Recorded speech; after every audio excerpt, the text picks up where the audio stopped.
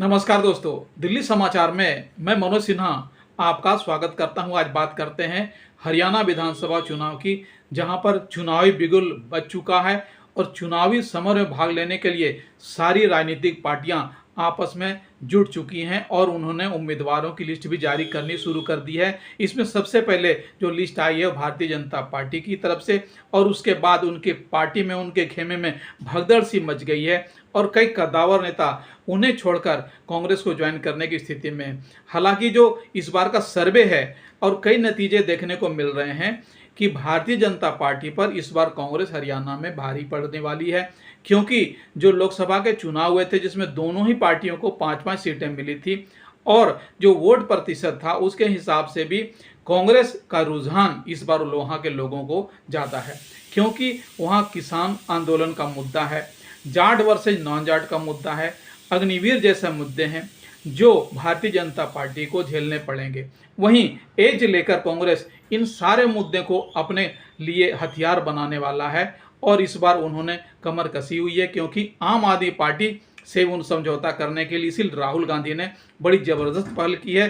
हालांकि काफ़ी आलोचनाओं के बावजूद भी कांग्रेस इस बार आम आदमी पार्टी से हाथ मिलाने को तैयार है और इसके लिए उन्होंने हरियाणा पार्टी अध्यक्ष दीपक बाबरिया को जिम्मेवारी सौंपी है कि वह राघव चड्ढा से बात करें और आपस में संतुलन बनाएं। हालांकि यह एक बड़ा ही पेचीदा मसला है, क्योंकि उनकी डिमांड है कम से कम उन्हें 7 सीटें मिले, जबकि कांग्रेस सिर्फ उन्हें 3 सीटें देने को तैयार है, क्योंकि उन्हें दूसरी पार्टियों को भी अकोमोडेट करना है। लेकिन इस बार जो सबसे प्रबल मुद्दा है वह है वहाँ का जातीय समीकरण, क्योंकि पिछड़े वर्गों को लगता है कि हमेशा वहाँ उनकी उपेक्षा की गई है, उन्हें सामाजिक तौर पर, राजनीतिक तौर पर बराबर का प्रतिनिधित्व नहीं किया गया है।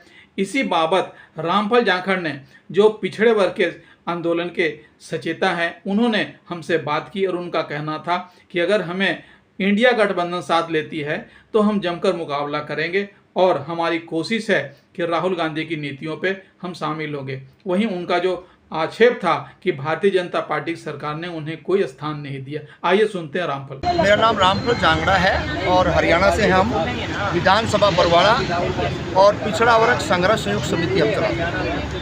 आप लोग की क्या डिमांड है और किस लिए यहाँ पर एकत्रित हुए हैं? देखिए, हमारी एक ही डिमांड है, लंबे समय से जो मूल पिछड़ी जातियाँ हैं, जैसे कि उनमें कमार है, लुहार है, नाई है, धोबी है, गडरिया है, जोगी है, बघेल है, ये जो वंचित जो जातियाँ हैं इनको राजनीतिक हिस्सेदारी आज तक नहीं मिली। हम लगातार ज़मीनों पे काम करते हैं और जो वहाँ पर जो ताकतवर जातियाँ हैं उनके लिए हमने आज तक बैनर, पोस्टर, नारे तमाम किया है, लेकिन वही लोग जो आज पूंजीवादी हो चुके हैं वो ये नहीं चाहते कि ये कहीं ना कहीं हमारे साथ पैनल में खड़े हो जाए।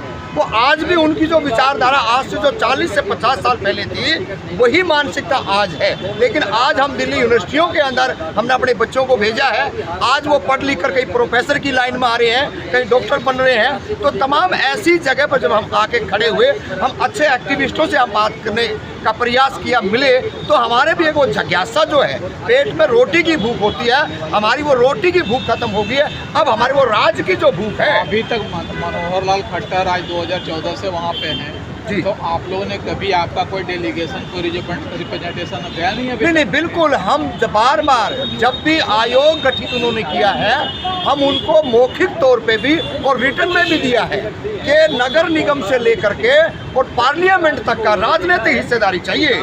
आप अब ये लारे लब्बे जो देने का काम कर रहे हैं, अब ये नहीं चलने वाला है, लेकिन उनको चाहिए भगत।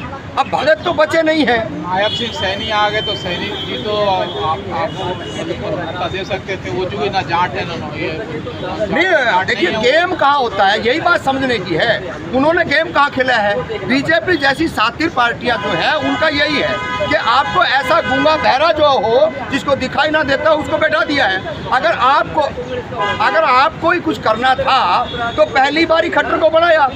ऐसे आप ओबीसी के हितैषी बनते तो आप उसी दौरान मुख्यमंत्री, इसीलिए तो ओबीसी का वोट साधने के लिए, ताकि ओबीसी के, देखिए 2 कैटेगरियाँ, एक ओबीसी है, मूल पिछड़ा।